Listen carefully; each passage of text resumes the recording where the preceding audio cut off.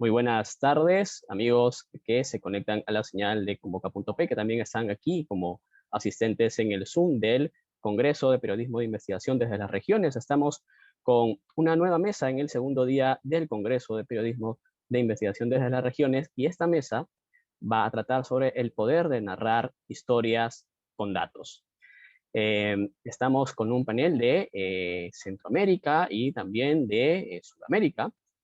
Me encuentro con Mari Trini Sea, que es periodista de la Unidad de Investigación del diario La Prensa de Panamá. También con Stefano Wobleski, periodista de Informazonía de Brasil. Reinaldo Chávez, periodista y coordinador de proyectos de Abragi, también de Brasil. Y con Milagros Salazar Herrera, directora de Convoca.p, de aquí, de Perú, de la casa, que Convoca.p es el medio que está impulsando, incentivando este primer Congreso de Periodismo de Investigación desde las regiones. Muchas gracias, bienvenidos, y gracias por la puntualidad también. Y ahora, esto se va a dividir en tres bloques. Voy a empezar con el primer bloque, que es unas preguntas que ya todos tienen previamente, que es ¿por qué investigar con datos, ¿no? ¿Qué posibilidades le da a los reporteros, a los periodistas, el acceso a los datos y generar conocimiento periodístico con el análisis de esta información? Vamos a empezar con Maritrini, del diario La Prensa de Panamá. Hola, muchas gracias por la oportunidad. Gracias a todos los que están conectados. Me encanta estar aquí compartiendo con tremendos colegas y hablar pues de cómo usar los datos para potenciar las historias. Me parece que a través de los datos realmente tenemos una visión más compleja de una historia. Usualmente tenemos una hipótesis, pero cuando contamos con datos públicos podemos hacer una gran historia, encontrar patrones que difícilmente las autoridades nos van a refutar si es que hacemos el debido procedimiento de entrevistar a los datos, seguir el dinero, contrastar lo que dicen los documentos, los papeles de una computadora con la realidad. Y justamente de eso es lo que quiero compartirles a través de mi experiencia sobre el seguimiento de fondos públicos y cómo a través de los datos, usando datos públicos y contando con un tremendo silencio sepulcral por parte de las autoridades, pude revelar en una investigación que se hizo en dos etapas e incluso una serie documental, un fraude millonario de fondos en el Congreso de mi país, en Panamá, y este fraude implicó además fondos del Ejecutivo en alianza con el Legislativo. Una investigación que ha sido premiada en dos ocasiones por el Congreso Latinoamericano de Periodismo de Investigación, el IPIS, tanto la dudosa filantropía desde la Asamblea, que fue la primera investigación, y en una segunda parte, que fue, digamos, cuando tiramos el hilo de esta historia que les voy a contar, el caso Pandeportes, que es conocido aquí en Panamá, o el juego en que los atletas pierden, y posteriormente se convirtió en una serie documental en la que se presentó cómo los atletas, a través de este fraude masivo de fondos públicos, estaban perjudicados. Así que bueno.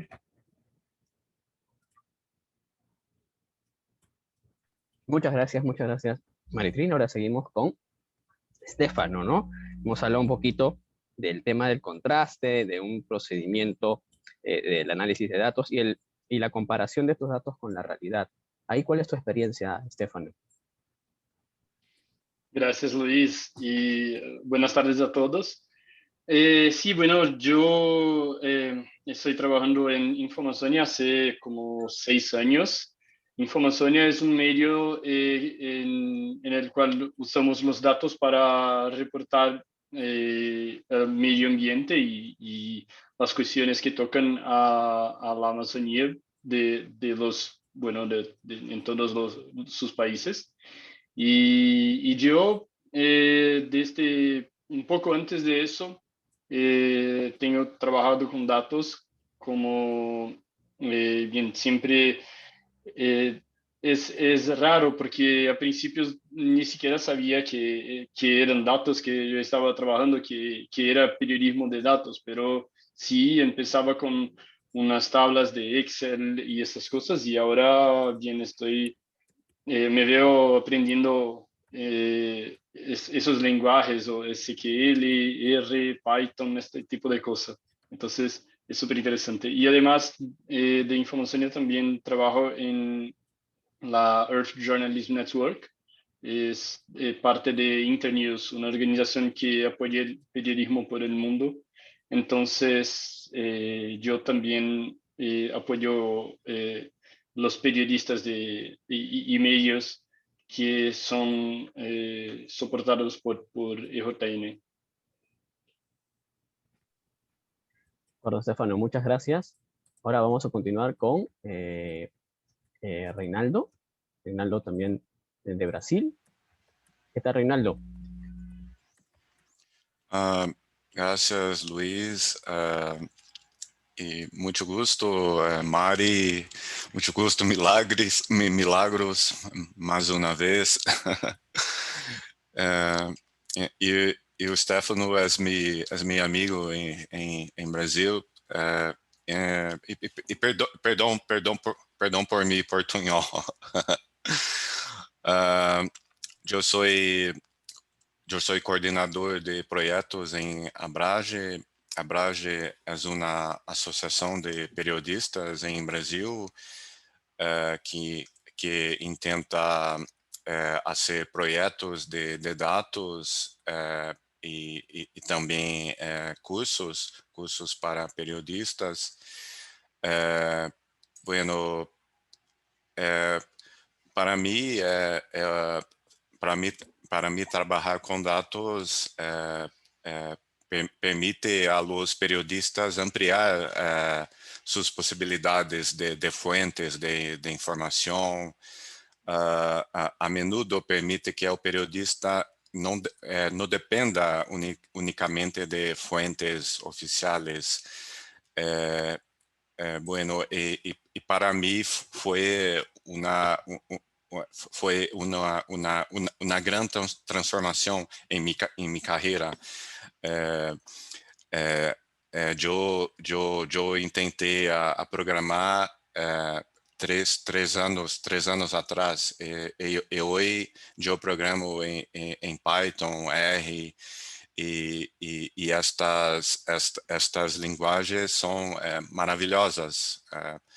Bueno, e os dados criam a possibilidade para unir-se com o periodismo outras técnicas ou ciências, como estatística, infografia, investigação forense, cruce de informação.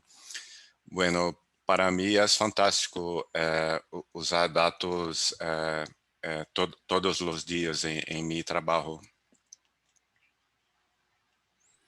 Muchas gracias, Reinaldo. Y aquí ahora vamos a ver la experiencia de Convoca.p con su directora Milagros Salazar en este primer bloque. Hola, ¿cómo están? Qué gusto verlos. Aquí Reinaldo, Stefano, Maritrini. Muy contenta de estar con ustedes. Luis Enrique lo veo diariamente en el trabajo. Y bueno, a ver, igual en la línea de lo que decía Reinaldo, como periodista, el trabajo con bases de datos a mí me cambió la vida, la mirada y las posibilidades que tenía para hacer periodismo, ¿no? Yo vengo de la escuela del periodismo tradicional, en donde el reportero iba con su libreta, anotaba todo, iba al lugar de los hechos, entrevistaba a la mayor cantidad de personas, ¿no? Estamos en el 2021, pero no tenía la experiencia con datos, digamos, desde el inicio de mi carrera, sino que yo venía de trabajar mucho la cobertura de conflictos sociales por las industrias extractivas, por ejemplo, porque hubo varios boom, digamos, del precio de los minerales, y entonces cada vez que eso pasaba también se incrementaban los conflictos sociales en las zonas donde operaban ya sea minería, la minería fundamentalmente, ¿no? Aunque también en Perú la extracción de petróleos también es importante, ¿no? Como fuente generación de recursos para el país. Y tiene su otro lado, que son los impactos sociales, los impactos ambientales, ¿no? Y recién fue en el 2010 que yo me crucé con manuales de periodismo sobre el periodismo asistido por computadora, 2010, ¿no? Así se llamaba. Y me crucé con un manual de Janina Cegnini, a quienes todos nosotros conocemos, que es una periodista costarricense que enseña en la Universidad de Columbia en Nueva York, y que ella ya en el 2010 había creado una unidad de periodismo de investigación y análisis de datos con periodistas y programadores. Estamos hablando ella lo había creado como en el 2009, 2008, y yo me enteré que iba a ser ella profesora de un curso que promovía IPIS, y dije, bueno, si ella es autora de este manual, yo me llama la atención qué es esto de lo asistido por computadora. Postulé a una de las becas del curso y ahí empezó mi viaje, digamos, del mundo de los datos. Y desde la mirada tradicional de entrevistar a la mayor cantidad de personas, contrastar la información, corroborarla, cuando me enfrenté a los datos, a miles de datos, yo dije, wow, amplié mis posibilidades, como decía Reinaldo, ¿no? Amplié mis posibilidades, amplié la mirada. Y respondiendo a tu pregunta, lo que me enamoró y robusteció mi trabajo es poder mirar cómo opera un sistema, ¿no? No solamente tener la historia mínima de investigar a una compañía, a una empresa o a un grupo de personas, sino a todas las compañías, por ejemplo, de un sector económico. Y eso me pareció maravilloso, porque además no solo podía investigar a las compañías de un sector económico de un país, después esto podía ser escalable a otros países o cruzarlas con otras bases de datos. Entonces, para mí empezó la diversión ahí, en el sentido de que esos cruces de informaciones, esos cruces de datos, el poder mirar cómo operaba un sistema a través de los datos, ¿no? Porque pocas veces tenemos la posibilidad como periodistas saber cómo funcionan esos mundos paralelos, esos mundos ocultos para nuestros ojos. Pero a partir de una base de datos, uno empieza a encontrar hallazgos y dice, wow, esto es así. Entonces lo que hace esta empresa también hace esta otra empresa, ¿no? Y esta no era la empresa, digamos, más infractora de las normas ambientales, resulta que era esta otra, o que al igual que esta es la segunda, esta es la tercera, y esta es la que menos irregularidades, digamos, comete. Y entonces esos contrastes también, ¿no? El poder tener una mirada más amplia, mirar cómo opera un sistema y lógicamente, si ya tenemos la técnica, la metodología, la experiencia del periodismo en campo, se complementa, porque entonces ya no son solo cifras, datos, códigos, sino son historias que uno empieza a mirar y a preguntarse, y como uno como periodista que conoce el tema tiene ese background, entonces tiene un mayor sentido y empieza a hacerse otro tipo de preguntas de mayor profundidad. Entonces, uno es lo de mirar un sistema. Lo segundo es poder ver que puedes llegar a varios niveles de profundidad también para mirar esos sistemas cruzando los datos.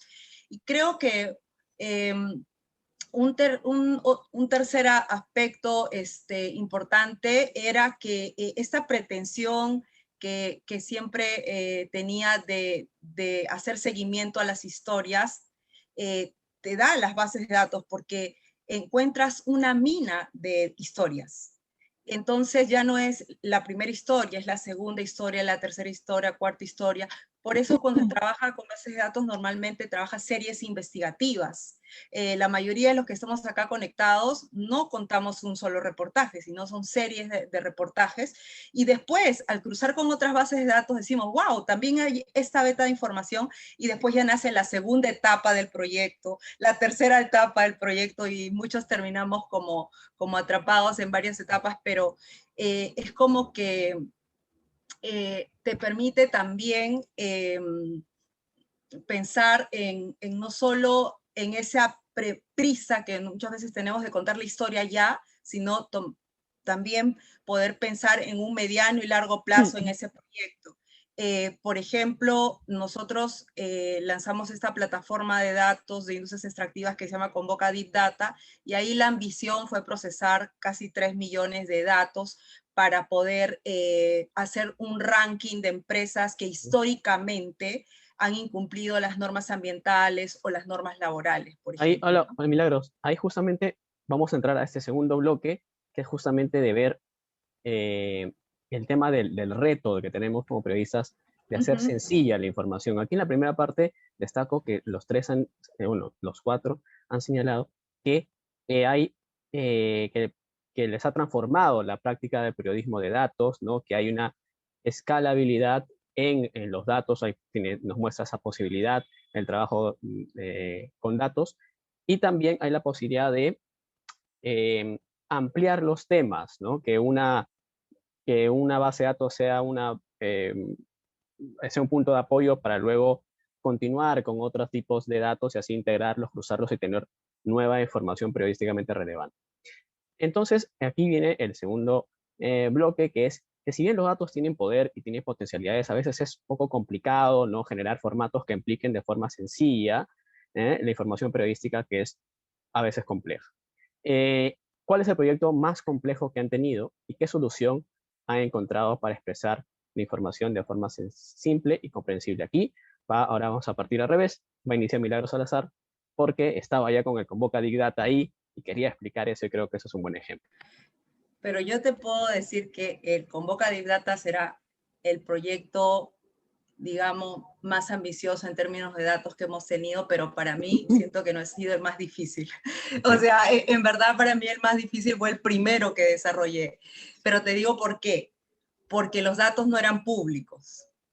El de la pesca, ¿verdad? El de Así es, porque los datos no eran públicos, ¿no? A ver si lo explicas un poquito. O sea, Un poquito. quizás, ¿no? Voy a ir del inicio a este otro en el grado de dificultad. Quizás se parecen, pero creo que, bueno, yo cuando les dije que en la primera parte, en la primera ronda, Luis Enrique nos preguntaba cuál era el beneficio de trabajar con datos y bueno, le contaba esta historia del 2010. Yo propuse investigar cómo operaban las empresas pesqueras en el Perú si es que subreportaban la pesca, ¿no?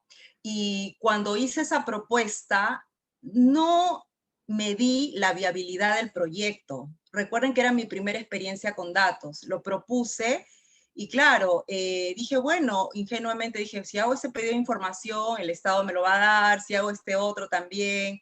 Y la verdad, los pedidos de información vía la ley de transparencia no funcionaron, los datos fueron negados, tampoco podía scrapear los datos, es decir, capturar los datos de los registros de desembarque de pesca de anchoveta, que era la especie es la especie que más se pesca en el mar peruano, más del 90% de lo que se pesca en el mar peruano es anchoveta, que luego se convierte en harina de pescado. Y la dificultad ahí estuvo en el acceso. Pero claro, si tú no tienes los datos, no tienes el acceso a los datos, ¿qué investigación vas a hacer desde los datos? ¿No? Entonces la materia prima inicial no estaba. Ahí demoró más el acceder. ¿Y qué me sirvió a mí? El haber sido una reportera, digamos, tradicional de la calle, que así como tenía que conseguir documentos, aquí tenía que conseguir una base de datos con full fuentes de información, porque no podía delinquir, no podía hackear un sistema, ni mucho menos, no podía pasarme sobre las normas, ¿no? Estaba claro, ¿no? Y entonces obtuve las bases de datos a partir de diversas fuentes humanas. Y ese tiempo tomó todo un tiempo, pero además hubo una parte de los datos que no estaban estructurados, que estaban en PDFs o que estaban en papel. Entonces, ahí había el desafío. Y el otro desafío es que yo no había tomado en cuenta que, claro, el Perú es la segunda nación pesquera más importante en el mundo y por lo tanto la cantidad de información era abundante, digamos, también. Y la otra gran noticia es que era una sola persona. Ahora, cuando hablamos de datos, estamos hablando de equipos que trabajan, equipos multidisciplinarios. Entonces, en mi comienzo era una persona con ese grado de dificultad, pero me entrenó bien para de lo que después venía, ¿no? Porque realmente al sentir esa necesidad en carne propia, nace Convoca, ¿no? Y nace Convoca porque al ver el poder de los datos, digo, ¿y qué pasara si formáramos un equipo para hacer este tipo de investigaciones de manera sostenida? De acuerdo, Y muchas eso. gracias. Muchas gracias, Milagros. Ahora, Reinaldo, Milagros ha hecho un ejercicio, ha dicho, bueno, sí, cuando empecé era lo más complicado, ¿no? Ahora, en Abraji, ¿han tenido también una experiencia similar o han tenido, digamos, un proyecto que ha sido más retador?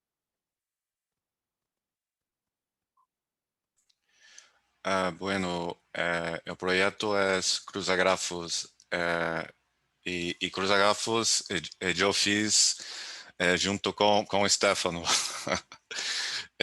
E outro gran ativista de dados em Brasil, Álvaro Justen, de Brasil.io. Bueno, eu penso que estes projetos que envolvem uma grande quantidade de dados lidam com muitos desafios, dados dispersos em vários lugares, necessitam limpeza para ser leídos por máquinas, necessita ser extraído de sítios web ou API.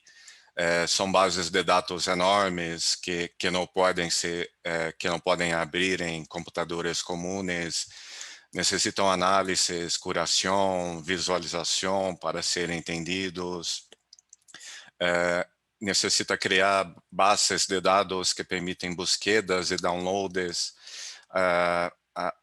e necessita que os dados estejam limpios e de livre acesso. Eu penso que o principal necessita uma equipe multidisciplinar, periodistas, advogados, programadores, estadísticos, ativistas, científicos, e colaboração com outras instituições. Este projeto Cruzagrafos é uma união entre duas instituições e várias mentes, várias profissões, várias pessoas. Eu posso compartilhar minha pantalla? Sí. Sí, ahí te queda un poco más de un minuto, pero creo que sí puedes. Bueno. Dale sí se tiempo, puede, Luis pero da, Enrique. Es Ok, un buen vamos, trabajo. dale. Y A ver, después me das un minuto para presentar Deep Data, por favor. Ok. Gracias. Vamos. Bueno. Al final. Dale, sí. Ajá, ahí está. Bueno, mi pantalla, este es Cruzagrafos. Bueno, yo puedo hacer búsquedas de nombres de políticos, compañías. Actualmente, Cruzagrafos tiene 70 millones de datos. Yo puedo buscar, por ejemplo, las empresas das empresas de presidente do Brasil. E expandir as conexões e mostrar outros sócios destas empresas, pessoas correlatas, e também pesquisar empresas diretamente por el ID em Brasil. Por exemplo, esta é uma empresa com multas ambientais em Brasil. E um dos sócios correlatos próximos é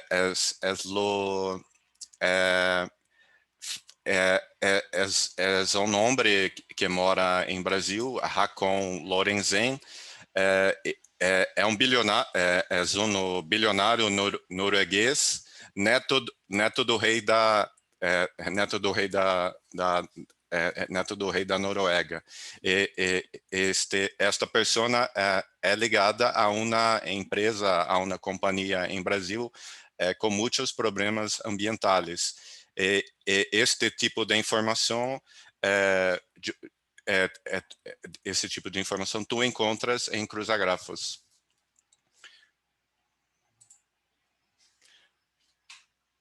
Wow, es una súper herramienta. Muchas gracias. La vamos a compartir también ahora, ¿no? Si nos apoya también Ale, para poder compartirlo en el chat también de quienes están viendo también por Facebook, ¿no? También, para que puedan acceder al Cruzagrafos. Y ahora vamos con Estefano. Bien. Estefano, sí, de Infomosuya. Sí, claro. Y bueno, también solo gustaría agregar algo de Cruzagrafos que es increíble, porque una cosa que Reinaldo estaba me contando que unas personas que hablaron a él como, yo antes tuve que hacer una investigación enorme y me tomó muchísimo tiempo, como varios días para llegar a unos resultados que ahora con Cruzagrafos llega en como un minuto. Entonces es súper increíble. Estoy como súper orgulloso por Abrage, por tener esta herramienta. Seguramente va a ayudar muchísimo al periodismo de Brasil. Y bien, yo estaba aquí pensando que muchas veces, bueno, como tú has preguntado, Luis, que cómo se hace para traer una información o algo que se descubre por el periodismo de datos de una manera sencilla, ¿no? Que era parte de tu pregunta. Y me parece que, bueno, yo tengo dos ejemplos que puedo compartir aquí, un momentito. Bueno, este es un ejemplo de algo que hacemos todo el tiempo en Infoamazonia, que son mapas. O sea, a nosotros nos gusta hacer muchísimo el geoperiodismo. Y mira, este es un mapa de deforestación. Entonces, se podría decir, en Brasil este año se ha deforestado tanto de la Amazonía y todo. Bueno, son números y es fácil decir eso y comprender y todo, pero hay otras informaciones, otras historias que se puede contar a respecto de eso. O sea, mira que, déjame solamente, aquí. Mira que aquí, bueno, estamos en Brasil y se ve muchísimo deforestación, pero se puede preguntar por qué aquí no hay. Y bueno, te respondo en un segundo, que aquí son áreas naturales protegidas o territorios indígenas. Y así se puede contar una historia de cómo estos territorios, estas zonas son importantes para la conservación ambiental, ¿no? Entonces, es sencillo. Tengo también un ejemplo de un reportaje que hicimos hace un año y poco con Intercept, que investigamos las infracciones ambientales que tenían, que habían sido cometidas en Brasil y que nuestro Instituto de Medio Ambiente estaba por recibir. Son 59 mil millones de reales de multas. Es algo como, bueno, hoy mucho ha cambiado, pero tal vez más de 10 mil millones de dólares en infracciones ambientales y que el gobierno debe recibir. Y eso hicimos como realmente de una forma más como tradicional del periodismo, como solamente describiendo los datos, diciendo lo que está ahí y todo. O sea, lo que quiero decir es, no es siempre necesario como poner un montón de dinero, como tener un equipo grande para hacer un reportaje. Siempre se puede, mismo con los datos, se puede leer los datos y poner en el texto, ¿no? Entonces, es como solo una idea, ¿sabes? Y si tiene 30 segundos más, puedo mostrar un proyecto que a mí me encanta muchísimo y que no es nuestro de Infoamazonia. Es algo de Lupa, es un medio de fact-checking de Brasil y que se llama No Epicentro. Y para mí es el mejor trabajo de periodismo de datos de 2020. Porque lo que ellos hicieron es como se puede, bueno, déjame regresar. Aquí, bueno, es que cuando ingresé en la plataforma puso de cuál ciudad yo soy y puso esta ciudad aquí. Entonces, yo estoy aquí. Y aquí se pone una víctima de la COVID-19 y se avanza. Entonces, ¿cuántos murieron luego después? Entonces, aquella era la primera víctima. Entonces, después, más 46 personas habían muerto en Brasil. Y hoy, casi un año después, tenemos casi 250.000 personas que desafortunadamente fallecieron por la COVID. Y lo que ellos hacen es como, bueno, son todos números, ¿qué es eso? ¿Qué son esos números? Vamos a entender. Entonces, si todas estas personas viviesen cerca de mí, de la ubicación que había ponido ahí en el sitio, lo que pasaba es que toda la gente que vive alrededor de 5 kilómetros de mí ya no estaría ahí. Entonces, ¿cuál es el impacto de eso? Entonces, y siguen. Entonces, una ciudad que está cerca de la ciudad que había elegido se estaría totalmente desaparecida porque como no habría más personas en esa ciudad. Entonces, es increíble porque se puede poner en perspectiva qué significa todos esos datos solamente trayendo los datos. O sea, ni siempre es necesario tener un personaje o alguien que sea un ejemplo de estos datos, ¿sabes? Y no sé, por eso me pareció súper interesante hacer eso. Es como, ahí no es sencillo, pero es una manera súper impactante de presentar datos que ni siempre, bueno, son números solamente, ¿no? Son números, pero tienen un impacto. Entonces, un poquito de eso. Sí. Muchas gracias, Estefano. Los ejemplos que nos han mostrado son grandes ejemplos del geoperiodismo, ¿no? Y justamente también comparar, ¿no?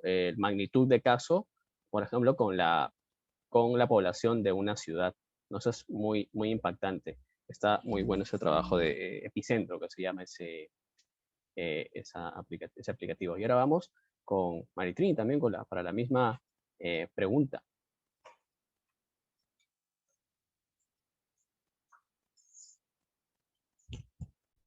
Tu audio ahora está. La pregunta es, si bien los datos tienen poder y potencialidades, ¿cómo se puede explicar de forma sencilla esos datos complejos para la audiencia?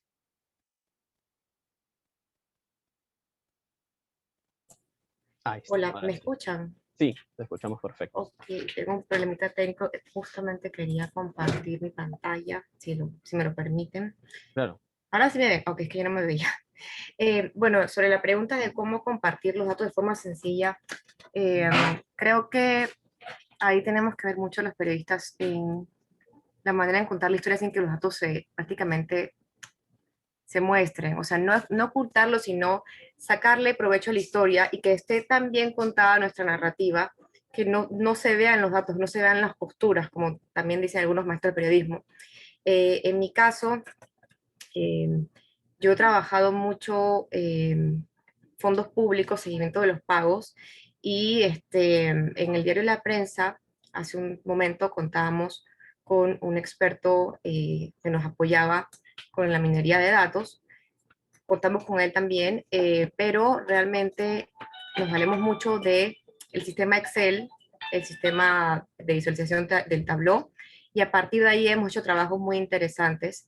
Yo quiero compartir aquí mi pantalla para mostrar, por ejemplo, cómo hicimos con el reportaje que les contaba de las 12 filantropías de la Asamblea, y el caso Pandeportes, pues fue una investigación que requirió, ha sido la más compleja hasta ahora porque requirió más de 100 entrevistas, trabajar más de 100 entrevistas, análisis de miles de documentos que obtuvimos de fuentes públicas, y para trabajarlo, pues aunque parezca increíble, pues con el Excel nos fue muy bien organizarlo, y también para mostrarlo al público, para mostrar cómo logramos estos resultados. Cuando publicamos la investigación de las 12 filantropías de la Asamblea, también publicamos nuestras bases de datos para que los lectores pudieran hacer sus propias investigaciones. Y fue fabuloso. Quiero compartir mi presentación, pero no sé por qué no lo logro ver. ¿Me ayuda, Javi? Que no sé cómo... Que tengo la presentación aquí, pero no me deja mostrarla. A ver. Aquí estoy. No sé si la pueden ver. ¿Me pueden ver mi pantalla? No, aún no. No veo cómo compartirla. En share screen creo que hay la opción. Sí, pero no me sale. Aquí. Mari, si me la compartes, Si yo te ayudo a... ¿Me la pasas si deseas? ¿Si te ayudo? A ver, ya me están ayudando. Aquí. Ahí pueden verla. Ahora sí, ya está cargando. Ahí está apareciendo.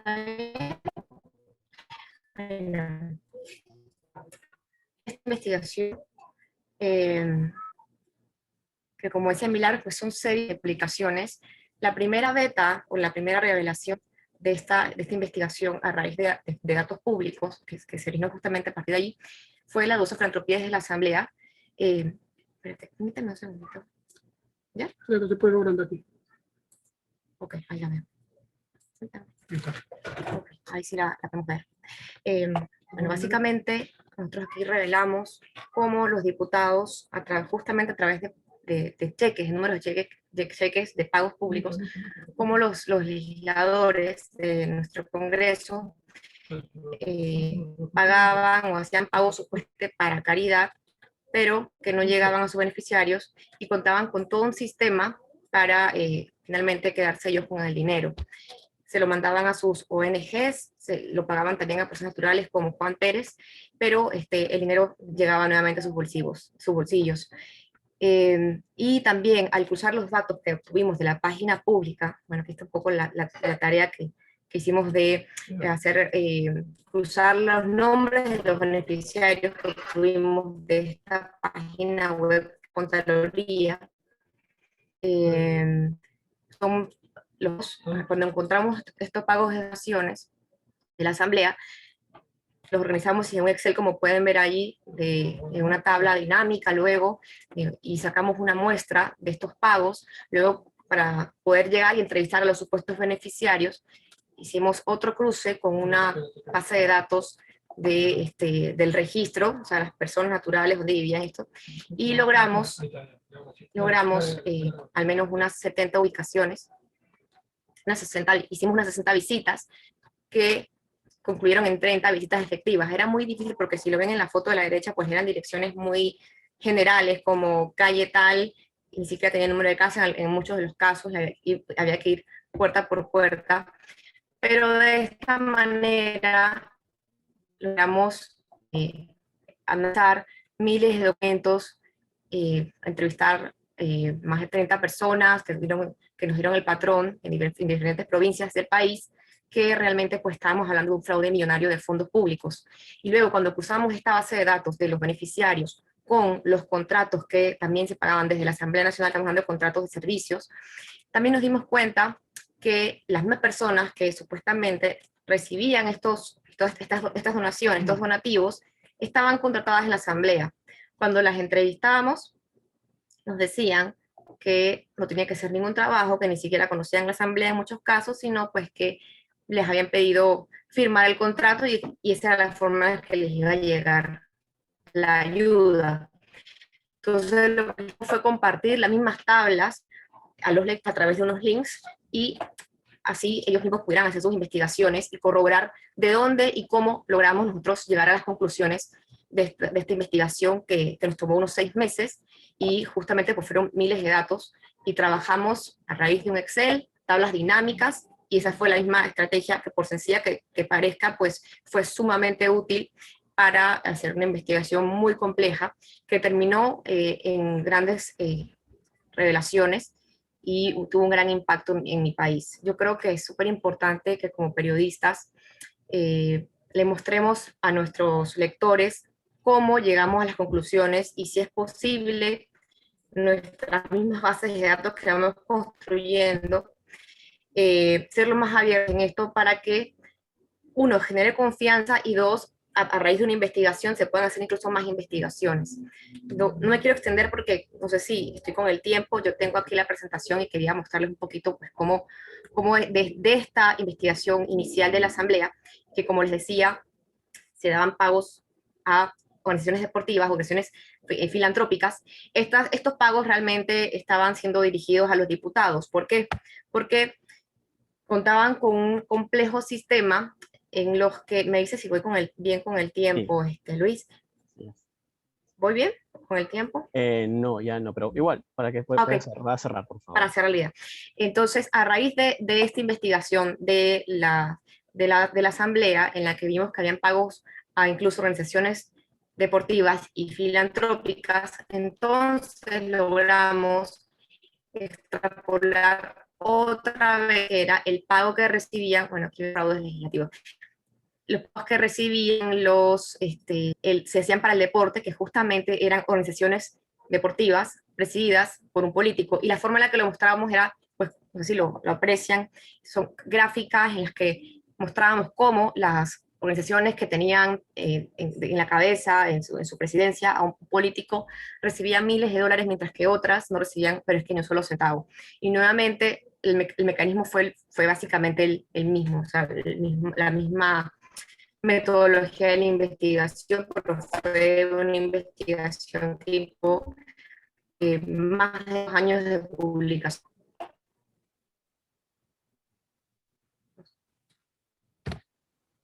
Muchas gracias. Hola. Creo que la experiencia es muy interesante, y no solamente se necesita, digamos, una visualización interactiva, ¿no?, en web, ¿no?, sino también que se pueda hacer ese tipo de visualizaciones en periódicos, ¿no?, en prensa impresa. Bueno, ahora vamos con la última etapa, ¿no?, el último bloque de esta mesa, ¿no? Y ahí también pueden agregar también otros temas, ¿no?, que puedan tener. La pregunta es, ¿cómo la situación de la pandemia ha permitido la evolución del periodismo de datos en su medio de comunicación, en su país, y qué nuevas técnicas y herramientas han aplicado o han creado también en sus medios de comunicación? Ahora empezamos con Mari Trini para 2 minutos por cada uno. Sí. Bueno, debo decir que a raíz de la pandemia en mi país, pues todo lo contrario, se han cerrado las vías de datos públicos de información. Ahora es cuando está más restringida la información que por ley debería ser pública, y la excusa es la pandemia. Desde marzo pasado, desde marzo del 2020, cuando tuvimos el primer caso, hemos estado todos siguiendo muy de cerca los contratos públicos y hemos reclamado a través de la ley de transparencia, porque estos contratos deberían publicarse en la página de compras públicas del Estado. Nos hemos dado cuenta a través de filtraciones que se estaban haciendo compras de forma directa, que no se han estado publicando y ahora se publican muchas de las compras, pero no todas están siendo reveladas. Ha sido más difícil hacer periodismo y han estado ahora más que nunca, cuando debería ser lo contrario, por un tema de confianza de la ciudadanía, las fuentes públicas, las fuentes de datos han estado más cerradas. Pese a que lo estamos reclamando los periodistas, la ciudadanía, por ley de transparencia, incluso por orden de la Corte Suprema de Justicia a través de múltiples habeas data. Así que yo debo decir que aquí sería todo lo contrario, ha sido más difícil, hay menos datos abiertos, hay más restricciones y estamos como periodistas trabajando, digamos que con las uñas. Debo decir que justamente en estos tiempos es cuando más necesitamos el periodismo colaborativo, porque, por ejemplo, hicimos un reportaje con ayuda, con la colaboración de los colegas de Armando Info, que fueron invitados por mi persona, a un reportaje que reveló cómo en la pandemia se compraron equipos ventiladores mecánicos muy costosos que venían con una serie de defectos de fábrica, con pantallas rotas a sobreprecio, a un empresario que estaba invitado por la presidencia y que no tenía ni experiencia en el ramo, ni el permiso tampoco, y no había vendido nunca estos productos, ni tampoco representaba la marca de estos equipos tan sofisticados. Fue también a raíz de filtraciones porque estas compras públicas no se han publicado en la página, por ejemplo, de Panamá Compra, pero era un empresario que tenía conexiones con el país Venezuela, y hicimos un trabajo en conjunto, nos apoyamos de fuentes públicas de importaciones y demás, para poder sopesar, llegar a las conclusiones, aun cuando la información pública en nuestro país, en Panamá, de compras estatales, está prácticamente, en este caso y en muchos, está velada. Muchas gracias, Trini. Y ahora, Estefano, ¿cómo estamos en Brasil respecto a la evolución del periodismo de datos en pandemia? Es loco, ¿no? Que me parece que Maris estaba hablando de Panamá, pero si pudiera ser de Brasil, pues, y creo que no de Perú también, ¿no? Milagros, Luis.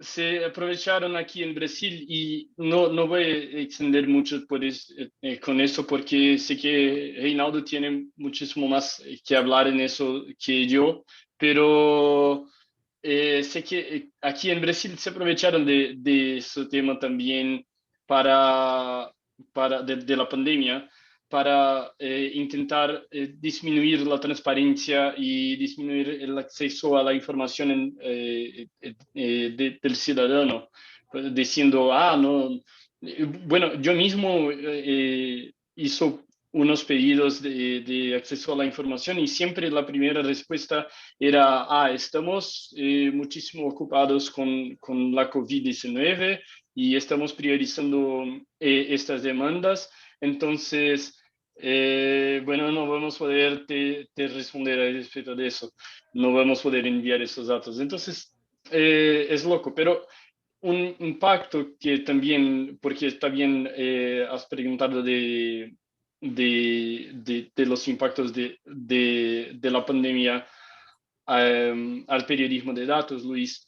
Un impacto para nosotros es que, bueno, Infoamazonia siempre ha trabajado bastante con datos, pero ahora lo que estamos haciendo, sobre todo a los, bueno, a los proyectos que estamos sometiendo para hacer en este año, es pensar de qué manera estos reportajes pueden se hacer sin viajes. Y es difícil porque la Amazonía es enorme y se necesita viajar bastante para todo.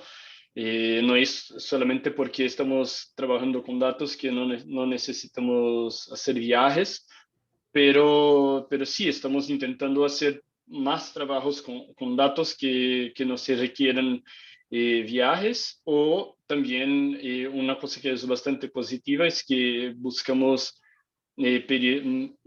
trabajar aún más con periodistas locales, que ni siempre como el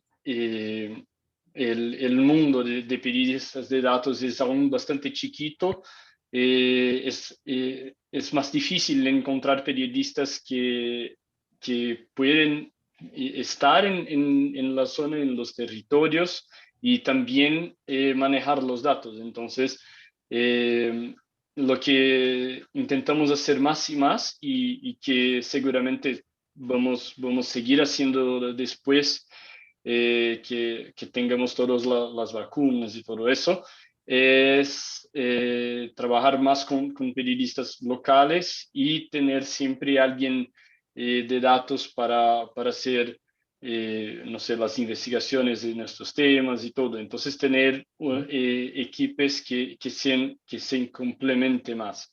Pero sí, creo que ya hablé muchísimo de nuestra parte. De acuerdo. Muchas gracias. Reinaldo, ¿crees también que es importante, digamos, ese contacto con lo local, con lo regional, para ampliar la mirada también de los datos que analizamos en nuestros medios en las grandes ciudades? Sí, yo pienso que los datos locales muestran, muestran la realidad. Bueno, sobre la pandemia, la situación en Brasil, como Stefano dice, es la misma en Brasil. Los datos tardaron mucho en estructurarse y agruparse por problemas de los gobiernos. E se necessitou um esforço coletivo de periodistas, activistas, médicos, instituições de transparência para que isto melhorara.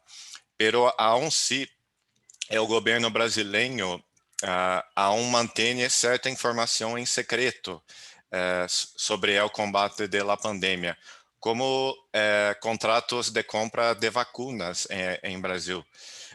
E o atual ministro de Saúde se nega a hablar com periodistas em Brasil. Bueno, hablar e é parte de esforço de advocacy para tratar de melhorar isso. É uma campanha chamada Abra Pazuello. Pazuello é o nome de ministro de Saúde em Brasil. É cômico, porque este ministro não abra com periodistas em Brasil. É triste. Muchas gracias Reinaldo. Y ahora cerramos este bloque con Milagros Salazar. ¿Cuál es, digamos, en Convoca, qué ha sido lo novedoso, digamos, y lo evolutivo en este tiempo de pandemia? Lo primero decir a la pregunta general que hiciste en este bloque que sí, que también ha habido dificultades en Perú, sobre todo porque si bien es cierto tenemos una página de datos abiertos de las instituciones del gobierno, no había mucha información desagregada como para profundizar en la búsqueda, ¿no? O no había información actualizada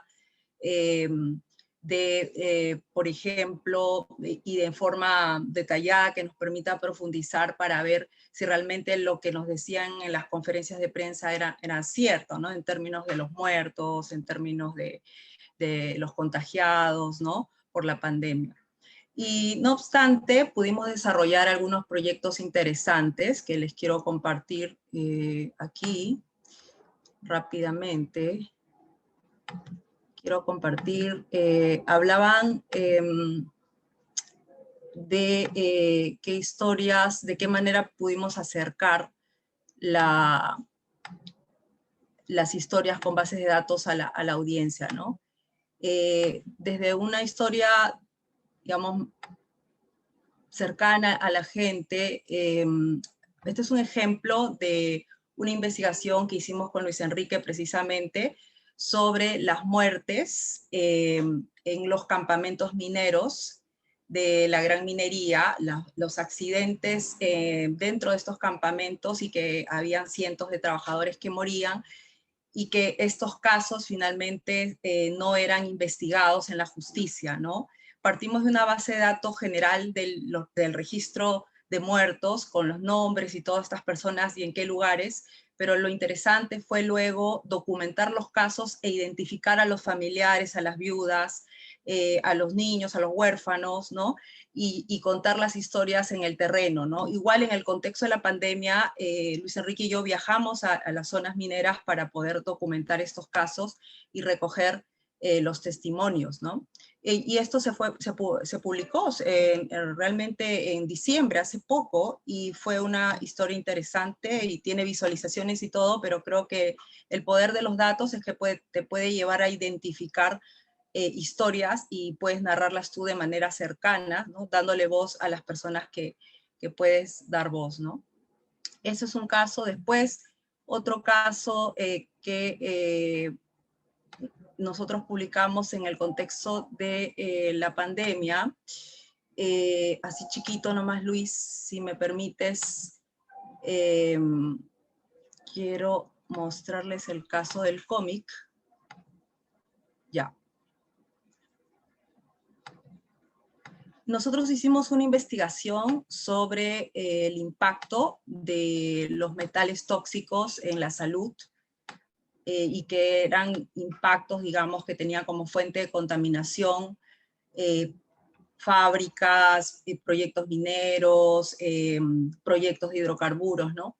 Y contamos esta historia en formato cómic de la historia de un niño que en pandemia era una de las víctimas porque tenía altas cantidades de plomo en su organismo que le producía una serie, ¿no?, de problemas en su salud.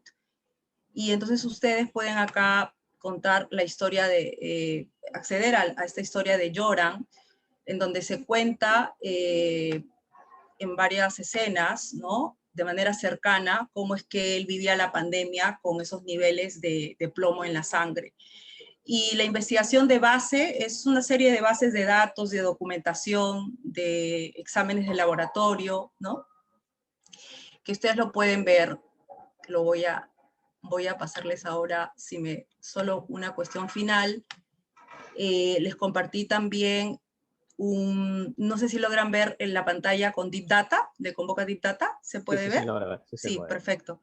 Bueno, también hicimos un videojuego sobre el tema de los derrames de petróleo, que también les he compartido por interno, por el tiempo no da para mostrarles el juego interactivo. Y esto para cerrar, que hicimos una plataforma de datos sobre las industrias extractivas y donde se puede ver el comportamiento de las empresas en una especie de semáforo de incumplimiento de las normas que hemos creado, y que hay mucha información aquí que ustedes ya pueden explorar, y que hicimos historias a partir de estos hallazgos de Deep Data, y que ustedes también pueden encontrar sus propias historias y animarse a contarlas, encontrando información, cruzando datos, porque acá también hay una forma de cruzar datos en Deep Data. Bueno, eso quería compartir. Gracias. Muchas gracias, Milagros. Gracias, Mari, Reinaldo, Estefano. Hemos llegado ya a la parte final de este panel, de esta mesa, y les agradezco también a todos los que han asistido. Hay varias preguntas, pero lamentablemente por el tiempo no va a poder ser posible de responder, pero quisiera que todos los que han asistido a esta mesa puedan también ingresar a los diferentes enlaces que han compartido, ¿no?, los colegas reporteros, ¿no?, y también que sigan las actividades de este congreso, ¿no?, en las redes sociales y en el sitio web también de convoca.p. Muchas gracias y esto ha sido todo. Muchas gracias también a quienes también están dejando sus comentarios. Gracias también, ha sido muy interesante, si es cierto. Por favor, ingresen a los enlaces de los grandes trabajos de Abragi, de Informacionía, de la prensa de Panamá y de, por supuesto, Convoca.p. Que tengan una muy buena tarde. Muchas gracias a todos y todas Gracias. por el Congreso. Muchas gracias. Congratulaciones, Milagros, Mari, Stefano. Igual a ustedes. Belísimos trabajos. Lindo, Reinaldo. Es súper el cruzagrafos. Lo vamos a usar Sí, y allí genial. surgirán proyectos colaborativos. Ajá. Con Deep Data. Sí, sí, sería genial. Chévere, gracias Luis Enrique. Muchas gracias. Gracias por Gracias a la todos. moderación. Una foto, sí. Una foto, fotito. A ver, 1, 2. Listo, qué lindo. Muchas gracias a los que se han conectado también. Ha sido un panel Gracias. diverso y mucho aprendizaje. Gracias. Muchas Gracias. gracias. Un abrazo, Gracias. chao, chao. Abrazos. Chao.